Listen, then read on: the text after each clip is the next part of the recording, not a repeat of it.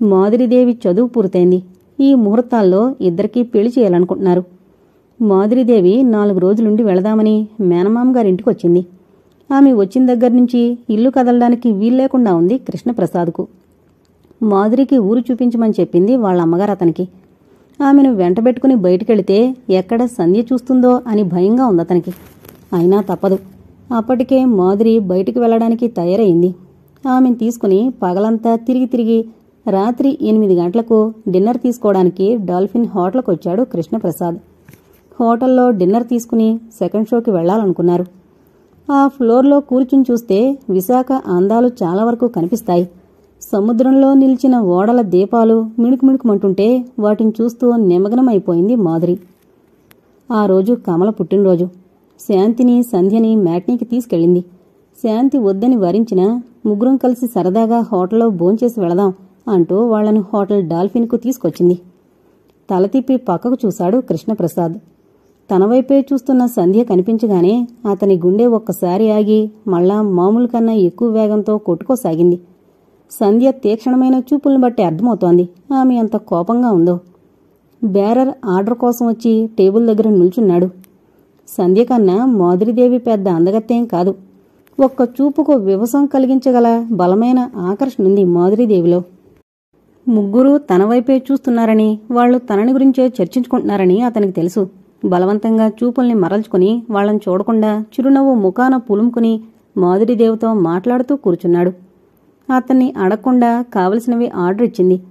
Bearer table దగ్గర్నుంచి కదిలాడు. శాంతి మాత్రం మౌనంగా తింటూ కూర్చుంది. కమల మాట్లాడుతూనే తింటోంది. సంధ్య అన్నాన్ని కెలుకుతూ కూర్చుంది. కృష్ణప్రసాద్ మరో అమ్మాయితో కలిసి కూర్చోవడం చూడగానే అక్కడి నుంచి వెళ్ళిపోవాలనుకుంది. కాని కమలను బాధపెట్టినట్టు అవుతుందని కూర్చుంది. సంధ్య, కృష్ణప్రసాద్ గారి కృష్ణావతారం చూసావా? నేను నీకు చాలా రోజుల క్రితం చెప్పాను. రాముళ్లాంటి భర్తను కోరుకునేటట్టయితే అతనికి దూరంగా ఉండడం మంచిదని. నా మాట వినిపించుకోకుండా ఇంకా అతనితో ప్రేమాయణం సాగిస్తూనే ఉన్నావు. ఇప్పుడు చూడు, అతని పక్కన కూర్చుంది రుక్మిణి సత్యభామ కాదు, బహుశా రాధై ఉండొచ్చు. సీరియల్ క్రమంలో ఈ అమ్మాయి స్థానం 10వ స్థానమో 11వ స్థానమో అయ్యుండొచ్చు అంది కోపంగా కమల. శాంతి కళ్ళెత్తి సంధ్య ముఖంలోకి చూసింది. కోపంతో అవమానంతో సంధ్య ముఖం కందిపోయింది. వర్షించడానికి సిద్ధంగా ఉన్న మేఘాల్లా ఉన్నాయి కళ్ళు. రెస్టారెంట్లో కాంతి ఎక్కువగా లేదు. అయినా ఒకరికొకరు స్పష్టంగా కనిపిస్తున్నారు. కోపంతో అతన్నేమైనా చెయ్యాలనిపించింది సంధ్యకు. కాని ఏం చేయడం అనే ప్రశ్నకు ఆమెకు జవాబు దొరకలేదు. సంధ్య విషయమేం పట్టనట్టుగా మాధురీదేవితో కబుర్లు చెబుతూ ఆమెతో కలిసి డిన్నర్ తీసుకుంటున్నాడు కృష్ణప్రసాద్. సంధ్యకు గుండెల్లో మంట పెట్టినట్టుగా ఉంది. ఆ అమ్మాయి ఎవరు? అతనికి ఆమెకున్న పరిచయం ఎటువంటిది? అన్న ప్రశ్నలు ఆమె అంతరంగాన్ని మదిస్తున్నాయి. నన్ను చూసి కూడా చూడనట్టు ముఖం తిప్పుకున్నాడంటే ఆమెకు భయపడా? కమల చెప్పింది నిజం. ఇతను రాముళ్లాంటివాడు కాదు, కృష్ణుళ్లాంటివాడు. క్షణంలో మనుషుల్ని మనసుల్ని మార్చగలిగే శక్తి ఈ ప్రపంచంలో ఒక్క ప్రేమకే ఉంది. ప్రేమమైకంలో నేనెంత మోసపోయాను. సంధ్య, అనవసరమైన ఆలోచనలతో మనసు పాడు చేసుకోకు. మనలాగే అతను అనుకోకుండా ఇక్కడికొచ్చాడేమో. ఆ అమ్మాయిని అక్కడ వదిలేసి నీకోసం మన దగ్గరకొస్తే ఆమె ఏం అపార్థం చేసుకుంటుందో అని రాలేదేమో అంది శాంతి ఊరడింపుగా. సర్రును చూసింది కమల శాంతి వైపు. శాంతి, సంధ్య మన ప్రాణ స్నేహితురాలు. అన్నీ తెలిసి మనం తెలియనట్టు దాని ముందు నటించడం మంచిది కాదు. అతని నిజస్వరూపం తెలియక సంధ్య అతనికి మనసిచ్చి చాలా పొరపాటు చేసింది. ఇంకా దాన్ని మభ్యపెట్టడం మన చేతులారా దాని జీవితం పాడు చేసినట్టే అవుతుంది అంది కోపంగా కమల. స్నేహితురాలుగా సంధ్య అంటే శాంతికి చాలా ప్రేమ. అయితే ఆమెను తన బావ రవి ప్రేమిస్తున్నాడని తెలిసిన తర్వాత తన సంతోషాన్ని సౌభాగ్యాన్ని దోచుకోవడానికి ప్రయత్నిస్తున్న స్వార్థపరురాల్లా కనిపించింది.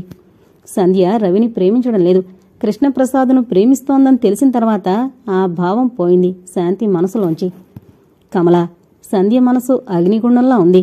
మన మాటలతో ఇంకా బాధ పెట్టడం ఎందుకు? తర్వాత మాట్లాడుకోవచ్చు అంది శాంతి.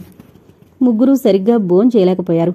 సంధ్య చూపులు ఎంత కాదనుకున్నా అతని చుట్టూనే పరిభ్రమిస్తున్నాయి. ఆమె ముఖంలో ముఖం పెట్టి మాట్లాడడం, ఇతను మాట్లాడిన ప్రతి మాటకు ఆవిడ నవ్వడం, ఇవన్నీ చూస్తుంటే అతన్ని చేయి పట్టి యువతలకు లాక్కు రావాలి అన్నంత ఆవేశం వచ్చింది సంధ్యకు. కోపంతో సంధ్య ఏం గొడవ చేస్తుందోని శాంతి ఆమెను చెయ్యి పట్టుకుని బయటకు తీసుకొచ్చింది. ఆఫీస్ నుంచి వచ్చిన రవి బట్టలు కూడా మార్చుకోకుండా వరండాలో కూర్చున్నాడు. అతను రావడం చూసి టీ కప్పు తీసుకొచ్చి అతనికి అందించి అతనికి ఎదురుగా ఉన్న కుర్చీలో కూర్చుంది శాంతి. శాంతి అన్నాడు ఎంతో మృదువుగా. ఆ పిలుపులోని అనురాగానికి ఆమె హృదయం పురివిప్పి నాట్యం చేసింది. బావా, సంతోషంతో అంతకు మించి గొంతు పేగల్లేదు శాంతికి. నీ గొంతులో వినిపిస్తున్న మాధుర్యానికి తన్మయత్వంతో షాక్ తిన్నట్టుగా ఉంది నాకు అంది శాంతి. నేనెంత పొరపాటు చేశానో అర్థమైంది శాంతి. బాహ్య సౌందర్యానికి విలువిచ్చాను. నేను ప్రేమించిన సంధ్యను పొందలేకపోయాను. ఆలస్యం చేస్తే నిన్ను కూడా పోగొట్టుకుంటానేమో శాంతి. నన్ను క్షమించి ప్రేమించగలవా? ఆందోళనతో అడిగాడు. నీ ప్రేమను పొందడం నా అదృష్టంగా భావిస్తున్నాను బావా. నేను నిన్నెంతగా ప్రేమిస్తున్నానో నా హృదయాన్ని అడిగి చూడు అంది ఆర్తిగా. ఆమెకు దగ్గరగా జరిగి ఆమె ముఖాన్ని తన 2 చేతుల్లోకి తీసుకున్నాడు. అదురుతున్న ఆమె అదరాలపై క్షణకాలం తన పెదిమలు నిలిపాడు. ఆ తర్వాత ఆమె చెక్కిల మీద తన చెక్కిలితో రాశాడు. శాంతి పెదవుల మీద చిరు దరహాస చంద్రికలు నాట్యం చేశాయి. ఆమె మనసు మధురమైన ప్రేమగీతికను ఆలపిస్తోంది. శాంతి, ఒకప్పుడు సంధ్యను ప్రేమించాను. ఇప్పుడు ఈ క్షణంలో నా మనఃపలకంపై ఆమె రూపాన్ని పూర్తిగా తొలగించాను. నీ మంచి మనసు, హృదయపూర్వకమైన నీ త్యాగశీలత నన్ను కదిలించాయి. నా మనోచక్షువులు నీ హృదయ సౌందర్యాన్ని, కల్మషం లేని నీ ప్రేమను గ్రహించలేకపోయాయి. జీవితంలో ఇక వసంతానికి చోటే లేదనుకున్న నాకు రాగరంజితమైన వసంతమే నా హృదయంలో నిలిచిపోయేలా చేశావు. నా జీవితాన్ని, నాతో పాటు నన్ను ప్రేమించిన నేరానికి, నీ జీవితాన్ని అంధకారం చేయబోయే సమయానికి ఆదుకొని మన బ్రతుకుల్ని వెలుగుతో నింపావు. అందుకు ప్రతిగా నా జీవితాన్ని నీకు అంకితం చేస్తున్నాను అన్నాడు రవి నిండు మనసుతో. బావా, నిజంగానా? పారవస్యంతో అడిగింది. నమ్మలేకపోతున్నావా అంటూ సంతృప్తిగా ఆమెను హృదయంలోకి తీసుకున్నాడు. ప్రేమ విజయవంతం కావాలంటే ప్రేమను అర్థం చేసుకుని ప్రేమించే భాగస్వామి కావాలి. ఆమె నుదుటి మీద ప్రేమగా ముద్దు పెట్టుకుంటూ అన్నాడు. అవును అన్నట్టు ఆమె ముఖం ఎత్తి అతడి కళ్ళలోకి ఆరాధనగా చూసింది. ఆమె కళ్ళు దీప్తివంతమయ్యాయి. నన్ను క్షమించినట్టేనా? ఇన్ని రోజులు నన్ను బాధపెట్టినందుకు ప్రతిఫలంగా నా మెడలో 3 ముళ్ళు వేసి నా కౌగిలి జైలులో బందీవి కావాలి. నీ మనసులో నాకు తప్ప ఇంకెవరికీ చోటు ఉండకూడదు. అలా అని నాకు మాటివ్వాలి. రవి శాంతి తల మీద చేయి పెట్టి, నా జీవితం నీది, నేను నీవాణ్ణి. నీకు తప్ప ఈ జీవితంలో ఇంకెవరికీ చోటు లేదు. ప్రేమించినా శాసించినా నా మీద అధికారం నీది అన్నాడు. ప్రేమగా, ఇష్టంగా అతని గుండెల్లో ఒదిగిపోయింది శాంతి. 2 రోజులైంది. సంధ్య తన గద్దె దాటి బయటకు రాలేదు. సంధ్యకు డైమండ్ నెక్లెస్ కొనాలని హరినాథ్ పని మీద బొంబాయి వెళుతుంటే భర్తతో పాటు తను కూడా బొంబాయి వెళ్ళింది లలిత. ఏడ్చి ఏడ్చి సంధ్య కళ్లల్లో నీళ్లు కూడా ఇంకిపోయాయి. ఆడదాని బలహీనత మగవాడి స్వార్థానికి ఎప్పుడూ సహాయపడుతూనే ఉంటుంది. ఆడదాని ప్రేమకు, మగాడి ప్రేమకు నింగికి నేలకు ఉన్నంత తేడా ఉంటుంది. ఆడది ఒక్కరికే మనసిస్తుంది. మనసిచ్చిన మనిషి కోసం ఆత్మాహుతికైనా సిద్ధపడుతుంది. తను ప్రేమించిన తన భర్త చనిపోతే అతని పిల్లలకు తల్లిగా తన బాధ్యతల్ని నెరవేరుస్తూ భర్త జ్ఞాపకాలను నెమరవేసుకుంటూ జీవోత్సవంలా బ్రతుకుతుంది. 4 పిల్లలున్న ఆడది భర్త పోయిన తర్వాత మళ్లీ పెళ్లి మాట తలపెట్టదు. అదే మగాడైతే పెళ్లాన్ని ఎంతగా ప్రేమించినా 6 పిల్లలున్నా పెళ్లాం పోయిన 4 రోజులకే మళ్లీ పెళ్లిపీటల మీద కూర్చుంటాడు. సంధ్య కృష్ణప్రసాదును మనసారా ప్రేమించింది. అందుకే అతను మరో ఆడదాంతో నవ్వుతూ మాట్లాడడం కూడా సహించలేకపోతోంది. అతను సంధ్యను ప్రేమిస్తున్నాడు. అలాగే మాధురీదేవిని కూడా ప్రేమిస్తున్నాడు. అతను మగాడు. అతను ఎంతమంది ఆడవాళ్లను ప్రేమించినా మరో ఆడదానికి అతని మనసులో ఎప్పుడూ చోటుంటుంది. మాసిన షర్టును మార్చినంత తేలిగ్గా ఆడదాన్ని మార్చగలడతను. అతని అందమైన రూపం, చిలిపితనంతో నిండిన అతని మాటలు అనుక్షణం మనసులో మెదులుతూ ఆమె ఆంతరంగాన్ని చిత్రవద చేస్తున్నాయి. ఆలోచించి ఆలోచించి ఒక నిర్ణయానికొచ్చింది. అసలు ఆ అమ్మాయి ఎవరో, అతను హోటల్లో ఎందుకలా నటించాడో అతన్నే అడిగి తెలుసుకోవడం మంచిదనుకుంది. బయటికెళ్లాలనిపించలేదు. కృష్ణప్రసాద్కు ఫోన్ చేసి అర్జెంటుగా ఇంటికి రమ్మంది. ఇంట్లో వాళ్ల డాడీ మమ్మీ లేరని సంధ్య చెప్పగానే ఎలాంటి సంకోచం లేకుండా సంధ్య వాళ్ళింటికొచ్చాడు కృష్ణప్రసాద్. అతని కోసమే ఎదురుచూస్తూ లాన్లో కూర్చున్న సంధ్య అతన్ని చూడగానే అంతకుముందు తను పడిన బాధ, ఆవేదన అంతా మరిచిపోయింది. ఆర్తిగా అతనికి ఎదురొచ్చి ఆప్యాయంగా ఆహ్వానించింది. ఇద్దరూ లాన్లో కూర్చున్నారు. పనికుర్రాడు కూల్ డ్రింక్స్ తెచ్చి వాళ్ల మధ్యనున్న టీపై మీద పెట్టి వెళ్లాడు. మీ డాడీ మమ్మీ ఎక్కడికి వెళ్లారు? బొంబాయి అంది సంధ్య ముక్తసరిగా. రాత్రికి రారా? ఆదివారం వరకు రారు. రాత్రికి ఇక్కడే ఉండిపోనా? మత్తుగా అంటున్న అతని వైపు కొత్త వ్యక్తిని చూసినట్టుగా చిత్రంగా చూసింది. ఇంతకు ముందేం జరగనట్టు, తనేం పొరపాటు చేయనట్టు ఎంత అమాయకంగా మాట్లాడుతున్నాడు.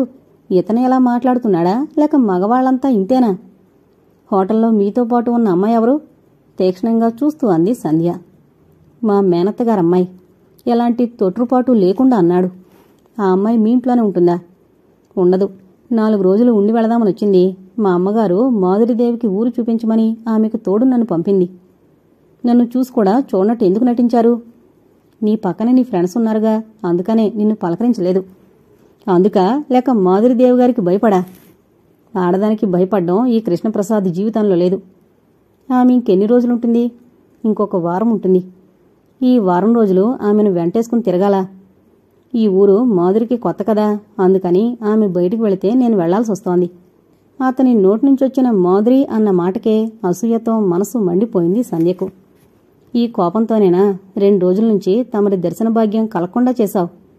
సంధ్య మనసు క్రమంగా కరిగిపోతోంది. ఈ 2 రోజుల నుంచి ఎంత బాధపడ్డానో మాటలతో చెప్పలేను. తేలికపడిన మనసుతో అంది సంధ్య. నాకు ఎంత ఆకలిగా ఉందో తెలుసా? చిలిపిగా కన్నుగిట్టుతూ అన్నాడు. సంధ్య చెక్కిళ్లలో మందారాలు విరబూశాయి. సంధ్య మృదువుగా పీల్చాడు. సిగ్గుబరువుతో కన్నురెప్పలెత్తి చూసింది ఏంటన్నట్టుగా అతని వైపు. హోటల్ రూమ్ బుక్ చేయనా? అమ్మో వద్దు. రాత్రిపూట నేను అడుగు బయటకు పెడితే చాలు, మా వంట మనిషి డాడీకి రిపోర్ట్ చేస్తుంది. మరెలా? దిగులుగా చూశాడు. అతని ముఖం చూసి నవ్వాపుకోలేకపోయింది. బెడ్రూంలోకి వెళదాం గోముగా అన్నాడు. వద్దన్నట్టుగా తల అడ్డంగా ఊపింది సంధ్య. ఇంటికి రమ్మని నన్ను ఫోన్ చేసి పిలిపించుకుని బాధపెట్టి పంపడం న్యాయమేనా సంధ్య? ఈ రాత్రంతా నాకు నిద్ర పట్టదు. ఎలా? మారాంగా అన్నాడు. పనివాళ్లు లోపలున్నారు, నా బెడ్రూంలోకి వెళదాం రండి అంటూ లేచింది సంధ్య. ఆమెను అనుసరించాడతను. పనివాళ్లు చూస్తున్నారేమో అని భయపడుతూ బెడ్రూంలో అడుగుపెట్టిన సంధ్య కృష్ణప్రసాద్ లోపలకు రాగానే తలుపులు మూసి గడియ పెట్టింది. అతని గుండెలకు అంటుకుపోయింది ఆర్తిగా. ప్రేమమైకంలో మునిగిపోయిన సంధ్య అతనిలో ఏకమైంది. మరో 10 నిమిషాల తర్వాత ఇంటికి బయలుదేరాడు కృష్ణప్రసాద్. హరినాథ్ గారి కారు డ్రైవర్ గోపి. అతనికి నాన్న వాళ్ళెవ్వరూ లేరు. అతని నాన్న లలిత వాళ్ల పుట్టింట్లో తోటమాలిగా పనిచేశాడు. భార్య పోయిన తర్వాత ఉన్న ఒక్కో కొడుకును ప్రాణంగా పెంచుకుంటూ మళ్లీ పెళ్లి మాట తలపెట్టలేదు గోపి నాన్న రామయ్య. గోపి కాలేజీలో చేరిన తర్వాత వార్ధక్యంతో రామయ్య చనిపోయాడు. 5 సంవత్సరాలు దండయాత్ర చేసినా గోపి ఇంటర్ పూర్తి చేయలేకపోయాడు. అతనికి చదువు అబ్బదని లలిత డ్రైవింగ్ నేర్పించి కారు డ్రైవర్గా పెట్టుకుంది. హరినాథన్న లలితన్న గోపికి వాళ్ళమాలిన అభిమానం. సంధ్య అంటే చెప్పలేని ఆరాధన. కొన్ని సంవత్సరాలు తపస్సు చేసిన భక్తునికి దైవం ప్రత్యక్షమైతే ఎంత సంతోషపడతాడో, తన జీవితం ధన్యమైందని ఎంతగా పొంగిపోతాడో సంధ్య కనిపిస్తేనే అంత ఆనందం అతనికి. సంధ్య కారులో ఉంటే చాలు, పగటి కలలు కంటూ రాకుమారిని గుర్రం మీదెక్కించుకుని పోతున్న రాకుమారుళ్లా తనను ఊహించుకుంటూ డ్రైవ్ చేస్తాడు. సంధ్య ఎక్కడికి వెళుతుందో, ఎవరిని కలుసుకుంటుందో మిగతా నౌకర్లు ఎవరికీ పట్టకపోయినా గోపి మాత్రం ప్రతి క్షణం సంధ్యను 1000 కళ్లతో గమనిస్తుంటాడు. ఆమె కృష్ణప్రసాద్తో సినిమాలకు షికార్లకు తిరగడం అతను చాలాసార్లు చూశాడు. చూసిన ప్రతిసారి తన సొమ్మెవరో దోచుకుంటున్నట్టుగా బాధపడుతూ అన్నం తినకుండా కారు షెడ్లో పడుకునేవాడు. అతను బాధపడుతున్నాడన్న విషయం కూడా ఆ ఇంట్లో ఎవరూ పట్టించుకునేవారు కాదు. అతని విలువ ఆ ఇంట్లో కారు డ్రైవర్. అందరి నౌకరులాగా అతను కూడా ఒక నౌకరు. హరినాథ్ లలిత బొంబాయి వెళుతూ కారు తీసుకువెళ్లలేదు, ట్రైన్కి వెళ్లారు. అందువలన గోపి ఖాళీగా ఉన్నాడు. కృష్ణప్రసాద్ రావడం, అతను సంధ్య చాలాసేపు లాన్లో కూర్చుని మాట్లాడుకోవడం, ఆ తర్వాత ఇద్దరూ మేడ మీదున్న సంధ్య బెడ్రూంలోకి వెళ్లడం అంతా కారు షెడ్లో పడుకున్న గోపి గమనిస్తూనే ఉన్నాడు. అతను చూస్తున్నాడన్న విషయం సంధ్యకు తెలీదు. ఆ క్షణంలో గోపి ఎటువంటి మరణయాతన అనుభవించాడో ఆ భగవంతుడికే తెలియాలి. శరీరం వేడిగా కణకణాలుగా విడిపోతున్నట్లనిపించింది. ఆ రాత్రే కాదు, ఆ 2వ రోజు కూడా భోంచేయలేదు. హరినాథ్ లలిత వచ్చేసరికి పిచ్చివాళ్లా తయారయ్యాడు. అతని వాలకం చూసి భార్యాభర్తలు ఆశ్చర్యపోయారు. ఎందుకలా ఉన్నామని అడిగితే ఒంట్లో బాగలేదు, జ్వరమొస్తోంది అని తప్పించుకున్నాడు. నిజమే కాబోలు అనుకున్న లలిత అతన్నేం ప్రశ్నించలేదు. తను చూసిన విషయం హరినాథ్ గారితో చెప్పాలా వద్దా తనలో తను సతమతమవుతున్నాడు గోపి. వసంత ఋతువు వచ్చింది. ఎండిపోయిన చెట్లన్నీ చిగిర్చి పచ్చగా కళకళలాడుతున్నాయి. కోయిలమ్మ గానంతో వసంతలక్ష్మి ఆహ్వానిస్తోంది. రవి శాంతి ప్రేమ సామ్రాజ్యానికి రాజు రాణిల్లా జీవితం అనుభవించడానికే అన్నంతగా తమకిష్టమైన రీతిలో హాయిగా జీవితాన్ని గడుపుతున్నారు. ఎటువంటి ఆడంబరాలు లేకుండా రిజిస్టర్ మ్యారేజ్ చేసుకుందామనుకున్నారు. కానీ అందుకు రాజమ్మగారు, శాంతి వాళ్ళ అన్నయ్యలు ఇద్దరూ కూడా ఒప్పుకోలేదు. వచ్చే ముహూర్తాల్లో మా సాంప్రదాయం ప్రకారం మేం చేయగలిగినంత గొప్పగా పెళ్లి చేస్తాం అని చెప్పడంతో వాళ్లను ఎదిరించలేక రాబోయే ముహూర్తాల కోసం ఎదురుచూస్తూ సినిమాలతో, షికార్లతో, అప్పుడప్పుడు కౌగులింతలతో, ముద్దులతో సరిపెట్టుకుంటున్నారు. ఎలాగూ ఇద్దరికీ త్వరలో పెళ్లి చేయబోతున్నాం కదా అని రాజమ్మగారు కూడా వాళ్ల స్వేచ్ఛకు ఎటువంటి అంతరాయం కలిగించడం లేదు. సంధ్య, కృష్ణప్రసాద్ అవకాశం చిక్కినప్పుడల్లా భార్యాభర్తల్లా ఆ అవకాశాన్ని సద్వినియోగపరుచుకుంటున్నారు. కృష్ణప్రసాద్ సలహా మీద తల్లినవుతానేమో అన్న భయంతో అతనిచ్చిన టాబ్లెట్లు వాడుతోంది కాబట్టి వాళ్లు చేస్తున్న తప్పు ఇతరులకు కనిపించడం లేదు. కృష్ణప్రసాద్ను గురించిన ఆలోచనలతో, అతనందించే అనుభూతుల్ని నెమరవేసుకోవడంతో బయట ప్రపంచంతో సంబంధం లేకుండా రోజుల్ని గడిపేస్తోంది. హరినాథ్ గారు కూతురికి ఎన్నో సంబంధాలు చూస్తున్నారు. ఒకటి నచ్చడం లేదు ఆయనకు. అన్నీ నచ్చితే వాళ్లు ఇల్లరికానికి ఒప్పుకోవడం లేదు. ఎలాగైనా ఏదో ఒక సంబంధం నిర్ణయించుకుని ఈ ముహూర్తాల్లో సంధ్య పెళ్లి చేయాలనుకుంటున్నారు. ప్రేమ రుచిని ఒక్కసారి తెలుసుకుంటే చాలు, ఆ రుచికి దూరంగా ఉండలేరు. వారం రోజులు ఉండి వెళదాం అనుకున్న మాధురీదేవి 2 నెలలు ఉండి వెళ్ళింది. కృష్ణప్రసాద్ను చూడకుండా ఉండలేక 2 నెలల తర్వాత మళ్లీ తనంతట తానే వచ్చింది మేనమామ గారింటికి. ఆమె రాకకు కృష్ణప్రసాద్ అమ్మ, నాన్నగారు ఎంతో సంతోషించారు. ఒకరోజు కొడుకు మరో అమ్మాయితో కలిసి హోటల్ రూంలో నుంచి రావడం చూసిన కృష్ణప్రసాద్ నాన్నగారు కొడుకు ఇంటికి రాగానే ఆ అమ్మాయి ఎవరని కొడుకును నిలదీసి అడిగారు. సంధ్య వివరాలన్నీ వాళ్ల నాన్నగారితో చెప్పాడు కృష్ణప్రసాద్. సిటీలో పెద్ద పేరున్న బిజినెస్ మ్యాగ్నెట్గా హరినాథ్ గారు ఆయనకు కూడా తెలుసు. అయినా మేనకోళ్లైన మాధురీదేవిని కోడలిగా చేసుకోవాలని ఆమె పుట్టినప్పటినుంచి అనుకుంటున్నారు. అందుకని ఆయన సంధ్యను కోడలిగా చేసుకోవడానికి అంగీకరించలేదు. కృష్ణప్రసాద్ సంధ్యను ప్రేమించానని, ఆమెను పెళ్లి చేసుకుంటానని చెప్పినా వాళ్ల నాన్నగారు వినిపించుకోలేదు. సంధ్యను చేసుకుంటే ఆస్తంతా మాధురీదేవికి రాసేస్తానని బెదిరించారు. కృష్ణప్రసాద్కు మాధురన్న అయిష్టతేం లేదు. అతను ప్రేమ కన్నా సెక్స్కు ఎక్కువ ప్రాముఖ్యతిస్తాడు. ఆ సెక్స్ను అతనికి సంధ్య అందించినా ఒకటే, మాధురీదేవి అందించినా ఒకటే, లేక మరో రాధందించినా ఒకటే. అటువంటప్పుడు తల్లిని, తండ్రిని అందర్నీ ఎదిరించి ఆస్తిని వదులుకుని సంధ్యను పెళ్లి చేసుకునే కంటే అందరూ ఇష్టపడే మాధురీదేవిని చేసుకోవడం మంచిది కదా అనుకున్నాడు. సంధ్యను చేసుకున్న ఆమెతో పాటు లక్షలాస్తి వస్తుంది. మాధురీదేవిని చేసుకున్న అంతాస్తి వస్తుంది. సంధ్య మీదుండే జాలి కొద్దీ సంధ్యను చేసుకుందామనుకున్నాడు.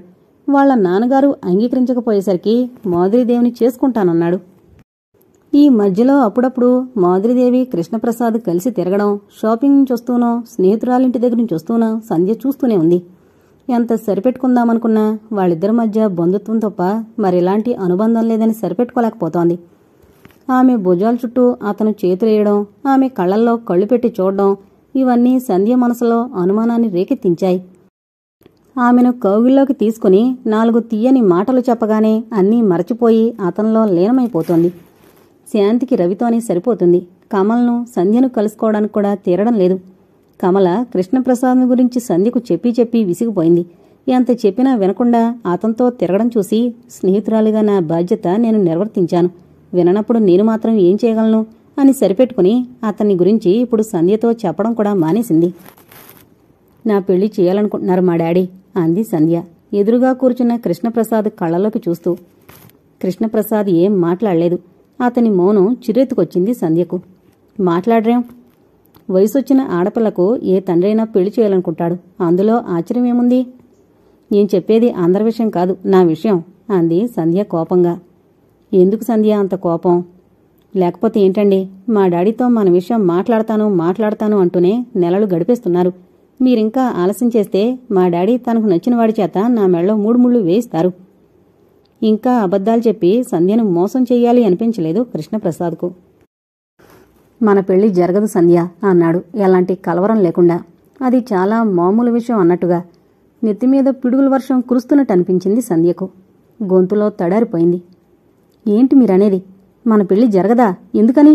నాతో జోక్ చేస్తున్నారా? కోపంగా బాధమిళితమైన స్వరంతో అడిగింది. జోక్ చేయడం కాదు, నిజమే చెబుతున్నాను. మన పెళ్లికి మా నాన్నగారు ఒప్పుకోలేదు.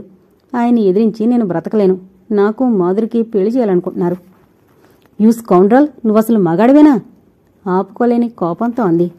సంధ్య, ప్రేమించిన ఆడదాన్ని తండ్రి ఒప్పుకోలేదని వదిలేసి గంగిరెద్దులా మీ నాన్నగారి మాటకు తలుపుతూ మరో ఆడదాన్ని చేసుకుంటావా? మీ నాన్నను ఎదిరించలేని పిరికివాడివి నన్నెందుకు మోసం చేశావు? పిరికితనం కాదు, మా నాన్నగారి మీదుండే గౌరవంతో ఆయన మాట కాదనలేను. ఆ విషయం నన్ను ప్రేమించకముందు, నా శీలాన్ని దోచుకోకముందు తెలీదా? మా నాన్నగారు ఒప్పుకుంటారనుకున్నాను. ఓహో, అనవసరంగా ఎందుకు అరిచి హంగామా చేసుకుంటావు? ఇప్పుడేం జరిగిందని? ఏం జరగలేదా? ఇంతకంటే ఇంకేం జరగాలి? ఏం జరిగింది? మా నాన్నగారు మన పెళ్ళికి ఒప్పుకోలేదు, అంతేగా. That's all right. ఆయన ఇష్టప్రకారం మాధురిని నేను చేసుకుంటాను. అలాగే మీ డాడీ ఇష్టప్రకారం ఆయనకు నచ్చిన వ్యక్తిని నువ్వు పెళ్లి చేసుకో. సంధ్య చెయ్యి గాల్లోకి లేచి బలంగా అతని చెంపను తాకింది. అతని కళ్ళు ఎర్రబరాయి. తనను తాను నిగ్రహించుకున్నాడు. ప్రేమ పేరుతో నన్ను పిచ్చిదాని చేశావు. ఆటబొమ్మలా నీ ఇష్టమొచ్చినట్లు ఆడించావు. నా మనసును, శరీరాన్ని దోచుకున్నావు. నీ ప్రేమ మైకంలో మత్తెక్కిపోయిన నేను వివేకాన్ని కోల్పోయి నువ్వు రమ్మన చోటుకల్లా వచ్చాను. కావలసినప్పుడల్లా శరీరాన్ని అర్పించాను. ఇప్పుడు నువ్వు కాదంటే నా బ్రతికేం కావాలి? మనిద్దరం కలిసి తిరుగుతున్నామని అందరికీ తెలుసు. నలుగురిలో ఎలా తలెత్తుకు తిరగాలి? మా డాడీకి ఏమని సమాధానం చెప్పాలి? అంది సంధ్య ఏడుస్తూ. జరిగిందంతా ఒక కలగా మర్చిపో సంధ్య. మీ డాడీ ఇష్టప్రకారం పెళ్లి చేసుకో, అప్పుడు ఏ సమస్య ఉండదు. ఎంత తేలిగ్గా చెప్పారండి. కొన్ని నెలల పాటు మీతో కోపరం చేసిన నేను జరిగిందంతా కలలా మరిచిపోయి మరో మగాడిని పెళ్లి చేసుకోమంటారా? అలా మరిచిపోవడం సాధ్యమేనా చెప్పండి. నేను మిమ్మల్ని మరిచిపోగలనా? మరో మగాడికి భార్యను కాగలనా? నో, నేనలా మరిచిపోలేను. నా జీవితం అంతా మీ భార్యగానే గడిచిపోవాలి. నాకు అన్యాయం చేయకండి. మీ నాన్నగారికి ఎలాగైనా నచ్చజెప్పండి. మిమ్మల్ని దక్కించుకోవడానికి నన్నేం చేయమన్నా చేస్తాను. అతి దీనంగా ఏడుస్తూ ప్రాధేయపడుతున్న సంధ్య వైపు జాలిగా చూడడం తప్ప నోరు మెదపలేదు కృష్ణప్రసాద్. చెప్పండి, అతని భుజాలు పట్టుకుని కుదుపుతూ అడిగింది. మా నాన్నగారు ఎంత చెప్పినా వినలేదు. ఆయన మొండి మనిషి. నా మాట విను సంధ్య, నచ్చజెప్పే ధోరణిలో అన్నాడు కృష్ణప్రసాద్. నువ్వు శ్రీకృష్ణులాంటి వాడివని తెలిసిన రోజునే నీ మీద ప్రేమ చచ్చిపోయింది నాకు. ఇంతగా ప్రాధేయపడుతోంది నీకర్పించిన ఈ శరీరాన్ని మరో మగాడికి అర్పించలేక, ఇంకొకరిని మోసం చేయలేక నిన్ను ప్రాధేయపడుతున్నాను. మీ నాన్నగారు కోరినంత డబ్బు మా డాడీ కట్నంగా ఇవ్వగలరు. నన్ను కోడలుగా చేసుకోవడానికి ఇంకేం అభ్యంతరం? ఇవేవీ కారణాలు కావు. మాధురిని కోడలుగా చేసుకోవాలని ఆయన ఉద్దేశం. మీ నాన్నగారిని ఎదిరించి నన్ను పెళ్లి చేసుకోలేవా? ఆయన్ని ఎదిరించే ధైర్యం లేదు నాకు. ఇలా పెళ్లి కాని ఆడపిల్లల్ని మోసం చేసే ధైర్యం ఉందా? నేనేదో నీకు చేయరాని అన్యాయం చేసినట్టు మాట్లాడతావేం? అసలు నేనేం చేశాను? ఇద్దరం కలిసాం, హాయిగా ఆనందాన్ని అనుభవించాం, పెళ్లి చేసుకోవాలనుకున్నాం, వీలవలేదు, విడిపోతున్నాం, అంతేగా. నువ్వు ఏ ఫారెన్లోనో పుట్టాల్సిన వాడివి, పొరపాటున ఇండియాలో పుట్టావు. హాయిగా అనుభవించడానికి, అనుకూలించలేదని విడిపోవడానికి ఇది బొమ్మలాట అనుకున్నావా? నిన్ను నమ్మి ముందు వెనకాలు ఆలోచించకుండా మనసును, శరీరాన్ని అర్పించినందుకు నా జీవితంతో ఆడుకున్నావు.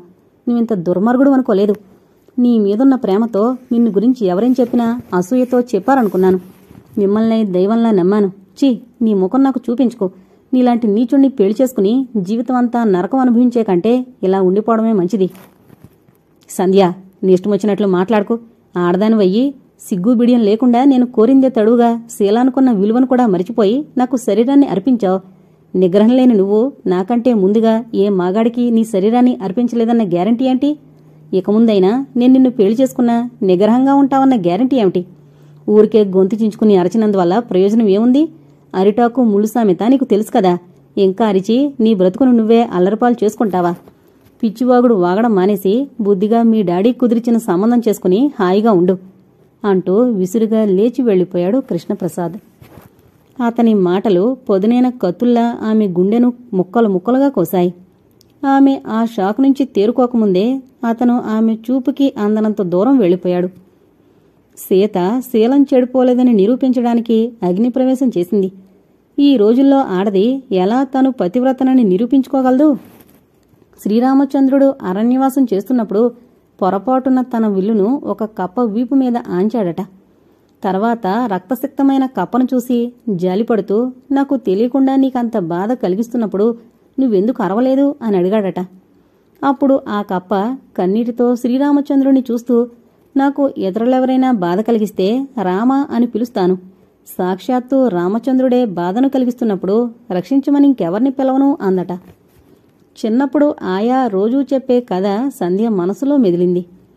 ప్రేమించి మనసిచ్చి పుచ్చుకున్న తనే నువ్వు పవిత్రంగా ఉన్నావా అంటే ఆమె ఏమని సమాధానం చెప్పగలదు? సంధ్య ఆలోచనల్లోంచి తేరుకునేసరికి చీకటి తెరలు ముసురుకున్నాయి.